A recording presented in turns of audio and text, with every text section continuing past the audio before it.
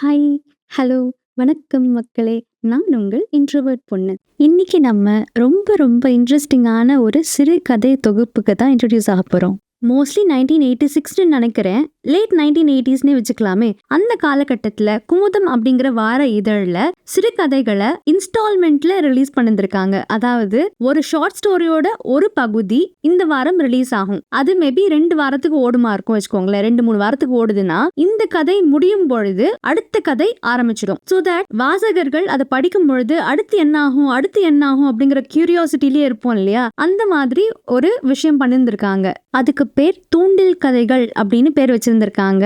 இதுல சுஜாதா அவர்கள் எழுதிய 12 சிறுகதைகள் இந்த மாதிரி வெளியாயிருந்திருக்கு.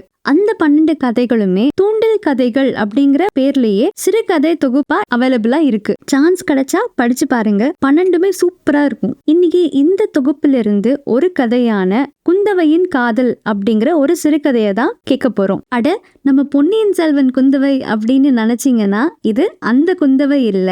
ஆனா அந்த குந்தவை பிராட்டியாருடைய தம்பியான ராஜராஜ சோழன், நம்ம பொன்னியின் செல்வன் இருந்தார் இல்லையா, அவருடைய மகளுக்கும் குந்தவைன்னு தான் பேர் வச்சிருந்திருக்காரு. இந்த குந்தவையை பற்றிய கதை தான் இது. இதுவும் ஒரு வரலாற்று புனைவு தான். Spoilers ahead. இப்போ கதைக்குள்ள போயிடலாம். ராஜராஜ சோழன் அரியணை ஏறிய கிட்டத்தட்ட 20 வருஷம் கழிச்சுன்னு வச்சுக்கலாமே. ரஃப்லி அந்த பீரியட்ல தான் நடக்கிற மாதிரி இந்த கதை அமைக்கப்பட்டிருக்கு. ராஜராஜ சோழனுடைய மகனான ராஜேந்திர சோழன் இளவரசன் ஒரு போர் முடிச்சிட்டு வீடு திரும்புறான். கூட அவனுடைய மெய்காப்பாளன் ஒருத்தர் இருக்கான். மெய்காப்பாளன்னா பாடி கார்டு. ராஜேந்திரனை இளவரசன்னே மென்ஷன் பண்றேன். இது ஒரு மாலை நேரம். 2 பேரும் குதிரையில பயணம் பண்ணி அரண்மனை நோக்கி போயிட்டு இருக்காங்க. இளவரசன் இந்த பாடி கார்டு கிட்ட கேக்குறான், என்ன எல்லாரும் ஒரு மாதிரி பாக்குறாங்க என்ன அப்படின்னு கேட்ட உடனே அந்த பாடி கார்டு சொல்றான், நீங்க இப்ப ரெட்டப்பாடி போர் முடிச்சுட்டு வரீங்க இல்லையா, அதை பத்தி நிறைய வதந்திகள் பரவி இருக்கு, நிறைய சேதம் ஆயிடுச்சுன்னு, பெண்கள் குழந்தைகளை கூட விட்டு வைக்கல அப்படிங்கிற மாதிரி பேச்சு அடிப்படுது.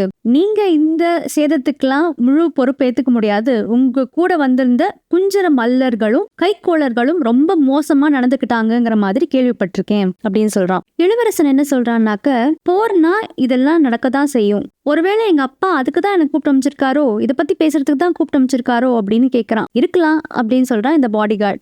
இப்படி பேசிட்டே போயிட்டு இருக்கும் பொழுது பக்கத்துல ஒரு வீட்டுல இருந்து ஜன்னல் வழியா ஸ்கிரீனை விலக்கிட்டு ஒரு பெண் இந்த இளவரசனையே உத்து பார்த்துட்டே இருக்கா. அவ பக்கத்துல அவளுடைய தோழி சொல்றா, என்ன அப்படி பாக்குற, இவன் ஒரு பிளே பாய், உனக்கு தெரியாதா, இவனுக்கு ஏற்கனவே 2 மனைவிகள் இருக்காங்க அப்படின்னு சொல்றா. இந்த இடத்துல ஒரு விஷயத்த ஹைலைட் பண்ணணும்.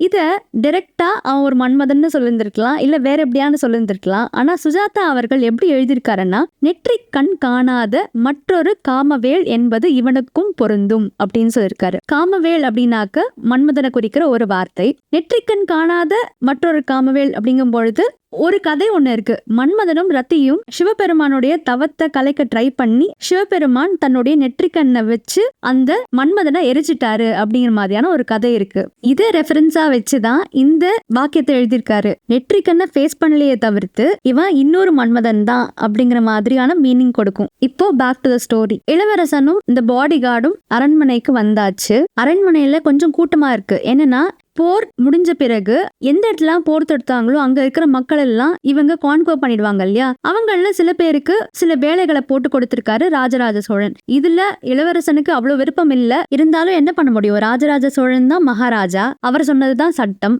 இதை பத்தி எல்லாம் யோசிச்சுட்டே இந்த இளவரசன் மகாராஜாவுடைய சேவகன் ஒருத்தர் கிட்டக்க, மகாராஜா உள்ள இருக்காரா அப்படின்னு கேக்குறான். அப்போ கரெக்டா மகாராஜாவான ராஜராஜ சோழன், அதாவது இந்த இளவரசனுடைய தந்தை, அந்த அறையில இருந்து வெளியே வரார். வழக்கமா வணக்கம் நலமா இதெல்லாம் கேட்டு விசாரிச்சதுக்கு அப்புறமா போற பத்தின பேச்சு ஆரம்பிக்குது. உடனே இந்த இளவரசன் கேக்குறான், இத பத்தி கேட்கதான் என்ன கூப்பிட்டீங்களா அப்படின்னு கேட்கும் பொழுது மகாராஜா சொல்றாரு, இத பத்தியும் கேட்கதான் கூப்பிட்டேன். ஒரு அட்வைஸ் சொல்றேன் கேட்டுக்கோ. போர்ல சேதம்ங்கிறது கொஞ்சம் கம்மியா இருக்கிறது ரொம்ப நல்லது. அதே மாதிரி வின்னிங், வெற்றி அப்படிங்கிறது ஒரு மது இல்ல போதை மாதிரி. அது தலைக்கு மேல ஏறிட்டா என்ன பண்றோம் அப்படிங்கறதே மறந்துடும். இப்ப கூட பாரு, நீ ரெட்டப்பாடி போர் தொடுத்த, அங்க போய் தோனூர் வரைக்கும் வெற்றி பெற்றுட்டு திரும்ப வந்துட்ட.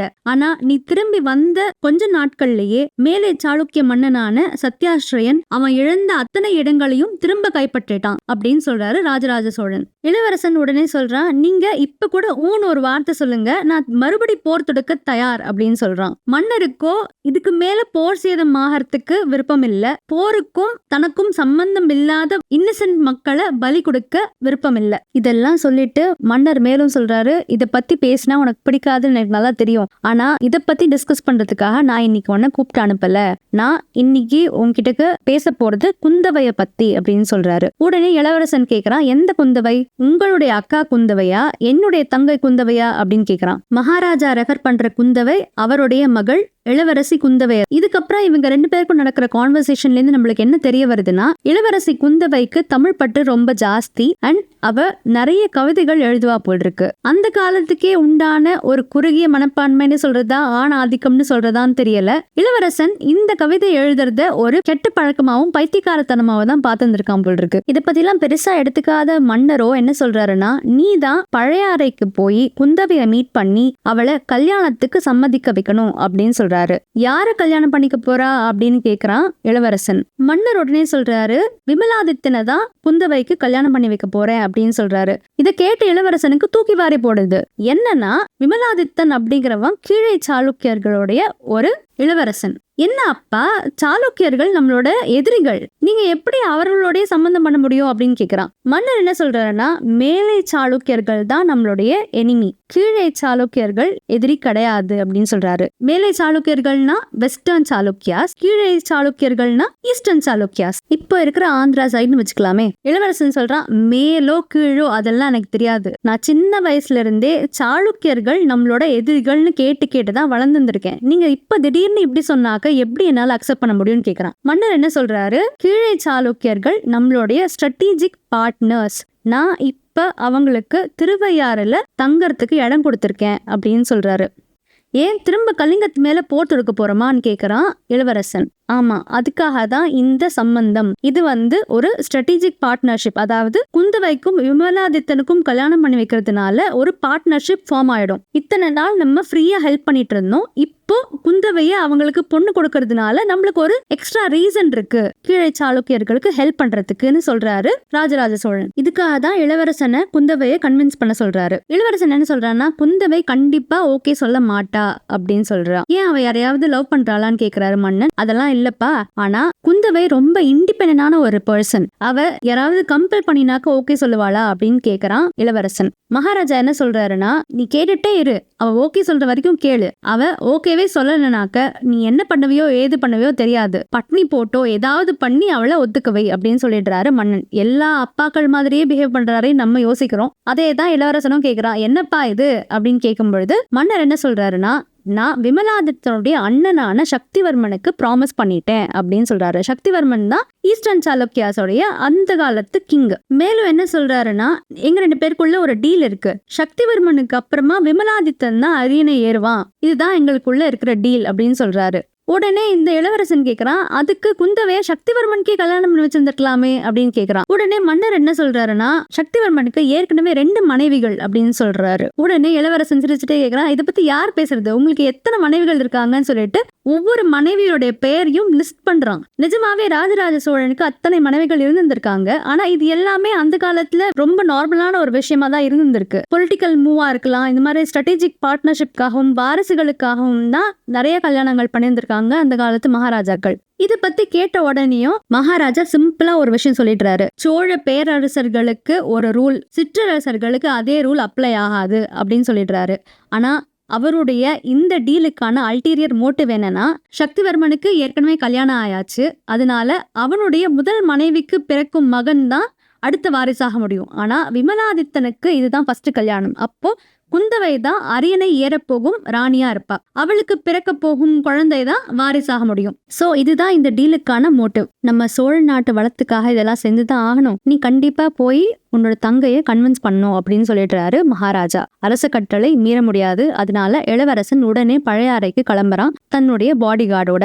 ஆனா போற வழியிலெல்லாம் எனக்கு டவுட்ஃபுல்லாவே இருக்கு. குந்தவை இவனோட செல்ல தங்க, எப்படி கம்பல் பண்ண முடியும்? ஆனா பொலிட்டிக்கலி இதெல்லாம் செஞ்சுதான் ஆகணும்னா வேற வழி கிடையாது இவங்களுக்கும். எப்படி அவளை அப்ரோச் பண்றது அப்படின்லாம் யோசிக்கிறான். மேபி அத்தை குந்தவை கேட்கலாமான்னு யோசிக்கிறான். ஆனா அவங்க வல்லவரையன் வந்தியத்தேவனை காதலிச்சு திருமணம் செஞ்சவங்க, அவங்களுடைய ஃபீலிங்ஸ் ரொம்ப டிஃப்ரெண்டா இருக்கும். கண்டிப்பா இதுக்கு ஓகே சொல்ல மாட்டாங்க அப்படின்லாம் யோசிக்கிறான். இந்த பாடி கார்டு கிட்டக்க இளவரசன் என்ன கேட்கறான்னா, நீ விமலாதித்தனை பார்த்திருக்கியான்னு கேட்கறான். நான் பார்த்தது இல்லை, ஆனா அழகுன்னு கேள்விப்பட்டிருக்கேன் அப்படின்னு சொல்றான். அழகு மட்டும் ஒருத்தருக்கு எப்படி போதும் அப்படின்னு கேட்கறான் இளவரசன். கரெக்ட் தானே? போற வழியெல்லாம் இதை பத்தியே தான் யோசிச்சுட்டு போயிட்டு இருக்கான். மார்னிங்குள்ள பழையாறைக்கே போயாச்சு.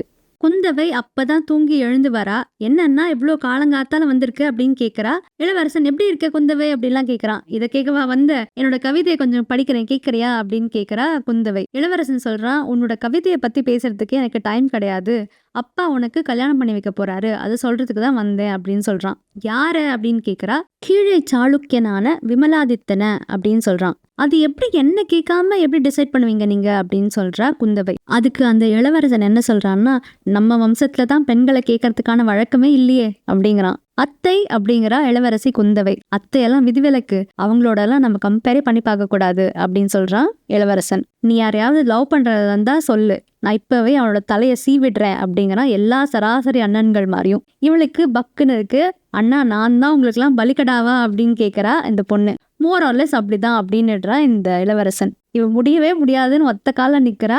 கூடவே என்ன பண்ணிடுறானா, இவளோட தோழிமார் ஒரு பொண்ணை கூப்பிட்டு தன்னுடைய அத்தையை கூப்பிட்டுட்டு வர சொல்லிடுறா. ஹே அத்தையெல்லாம் கூப்பிடாத, இது நமக்குள்ளேயே பேசி தீர்த்துக்கலாம், அத்தையெல்லாம் வந்தா குழப்பி விட்டுருவாங்க அப்படின்னு சொல்றா இளவரசன். கொஞ்சம் இறங்கி வந்து நீ யாரையாவது காதலிக்கிறதா இருந்தா சொல்லு அப்படிங்கிறான்.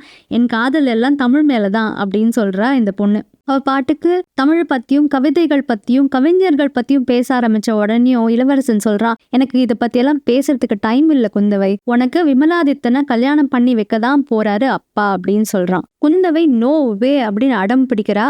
உடனே இளவரசன் என்ன சொல்றான்னா, அப்பாவுடைய ஆணையை மீறுவியா அப்படின்னு கேக்குறான்.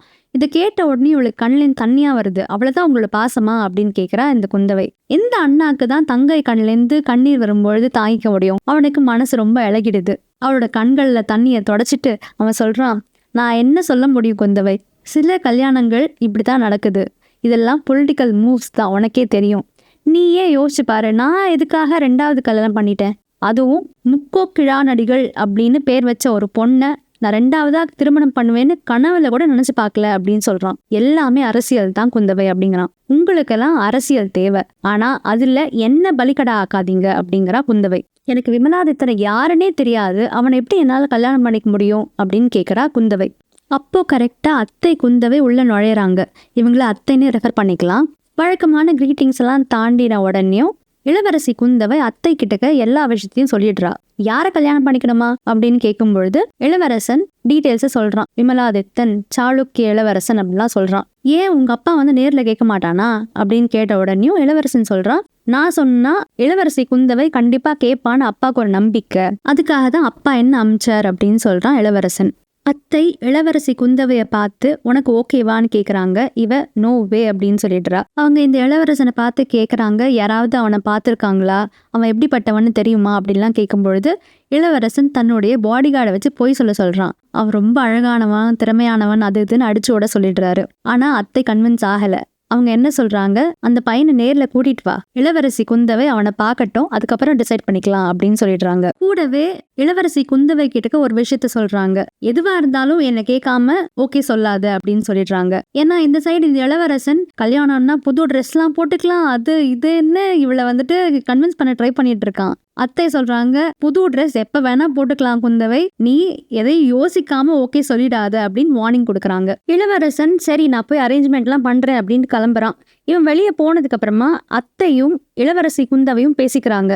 அத்தை என்ன சொல்றாங்கன்னா, அந்த பையன் வரட்டும், வந்ததுக்கு அப்புறம் நீ பாரு, உனக்கு பிடிச்சிருந்தா கல்யாணம் பண்ணிக்கோ, இல்லனா வேண்டாம் அப்படின்னு சொல்லிடுறாங்க. இதுக்கு அப்புறமா குந்தவைக்கும் அவளுடைய அத்தைக்கும் நடக்கிற கான்வர்சேஷன்ல நம்மளுக்கு என்ன தெரிய வருதுன்னா, எப்பயோ ஏதோ ஒரு திருவிழால குந்தவை யாரையோ பார்த்திருந்திருக்கா. அது யாரு, அவர் பேர் என்ன எதுவுமே தெரியாது.